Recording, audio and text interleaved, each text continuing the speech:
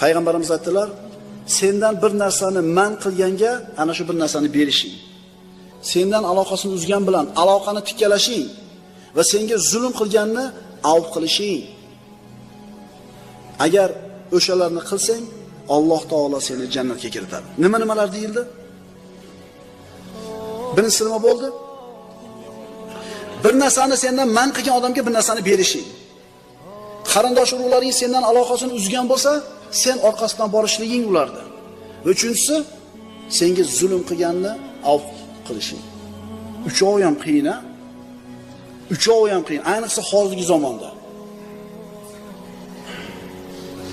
Boraversanmi dedi, bir marta ham uyingga kelmas. Nima qarzing bormi ulardan dedi. Shunaqa esliklar ko'p, boyagaligi yo'llaringni ochib oladi deganda ulfatlar bor-da, boraversanmi sen dedi. 7-qotiyur rohim.